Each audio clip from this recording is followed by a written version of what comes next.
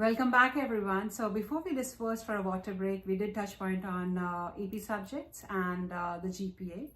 So now let's quickly dive into the volunteering aspect, which is very pivotal on college application. And then, of course, we have a lot more that we'll discuss with Samanvi and get her insights and inputs on it. So yeah, for volunteering, what are your thoughts, Samanvi? How you did, in your high school years? So yeah, throw some light on that. Yeah, so volunteering was a huge part of my high school journey. I volunteered at like a lot of places. I was in an organization in Kerry Teen Council where we kind of volunteered around Kerry.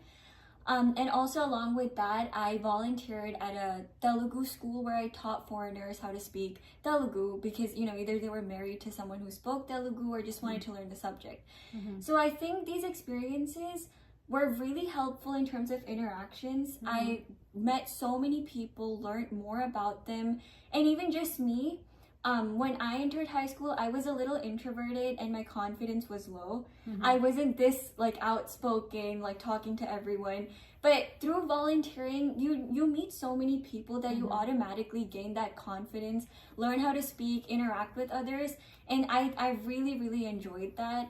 And along with that, I think volunteering at something even if it's culturally related to you, my native language is Telugu. So I think I connected on a deeper level with my language when I taught other people that. It was volunteering, but also on a personal level, I grew as a person. So I definitely think volunteering is a great experience in high school, and you can talk about it in your college apps. It's just not the number that's important, but also the experiences that you have from it. Yeah.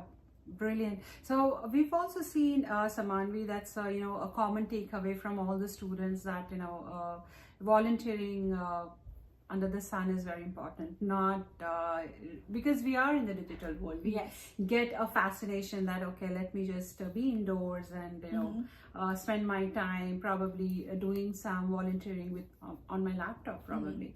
But then you chose to be outside, talking to people, interacting with people, teaching them the language. So that kind of crafted you as a person. What would be your thoughts around that? Yeah, I think when obviously everything is online right now, it's completely we even if we choose not to, we're gonna have something to do on our laptop. But going outside, you just learn how to tackle new issues. When you meet new people, also there's new circumstances surrounding it, and how you get out of the problem in itself is a life experience. Wow. And so you won't get that out of a laptop or any digitalized thing.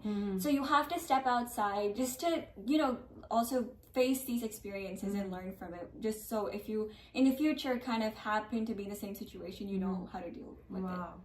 Impeccable. I mean, this is extraordinary, right? I mean, this is apart from the college application and on the insights. It's so valuable to know that you really need to hit the road to know what's there out in the world. I mean, just staying indoors, and as you said, that we don't have an option. There are a lot of things that it is digital world, so we have to do. But then if you are getting an opportunity and an option to hit the road and be outside, and you'll and it kind of gives you a lot of life skill later down the line, which you'll be able to apply and swim out from that. So yeah, lovely thought on that, Samanvi. So we have seen that you've volunteered. Now let's touch upon a very vital and something that people are very confused on, the extracurriculars. So how was your extracurriculars journey? Did you kind of overcrowd yourself, or you were a person that let's hear it out from you. Yeah, definitely about feeling overwhelmed about extracurriculars was something that I felt too. So my freshman year, I decided to take things slowly. During interest meetings, I went to clubs, learned more about them, and figured out which one was a match for me. I knew I was a STEM person before itself, so definitely I became a part of HOSA, Science Olympiad, Brain Games. But I also became a part of Red Cross and Brain Games. So both of them, in terms of STEM, they're a little different because Red Cross, obviously we host blood drives and all of that. But at the same time, I wanted to give back to my community. So engaging myself in these clubs, I just like hosting numerous blood drives. I just like meeting new donors, talking to like the overall organization of Red Cross. That was really helpful to me. Not just, it doesn't have to be STEM. Just because you like math, science, you don't have to do clubs only related to that. It's nice to explore other things too. And as I said before, like about computer science and all of that, I didn't think I was going to be part of HOSA either. HOSA is a very science-based club. I didn't really think I was going to like science, but when I went to HOSA, Science Olympiad, there's so many different like fields in science within science itself that I tried out, and I felt so interested in them, and I was able to connect my AP courses with the competitions I was participating in. So that in itself was very valuable. You gain so many achievements. It doesn't have to be like a medal or anything. Just when you're competing, you're gonna have so many things going on. The way you tackle that test, I think that was... Wow, lovely. So in a way, your association with your extracurriculars actually helped you to kind of make way to the different clubs that you wanted to, you just wanted to associate it and take your learning from there. So I got the clue for my next question that you did touch point very finely onto it on the different clubs. So let's talk more on that. So how many clubs were you associated through 4 years, or on your 12th grade as well? So so I held positions in 2 clubs, which were Brain Games and Red Cross. And in HOSA and Science Olympiad, they were more of my like STEM-based competitions club. So it was a nice balance between both of them. I think that is really important.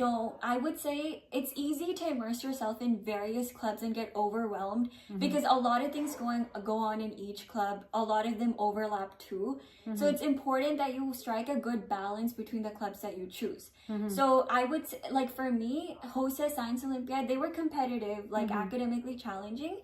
But Red Cross and Brain Games was more like leisure. I enjoyed myself as a president. I mean, holding a leadership role too. I was able to give back to our school members itself and help the club grow in our school.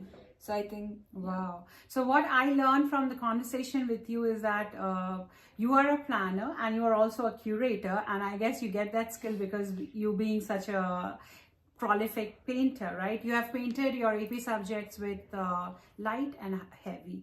You did volunteering out on on-prem volunteering, I would say.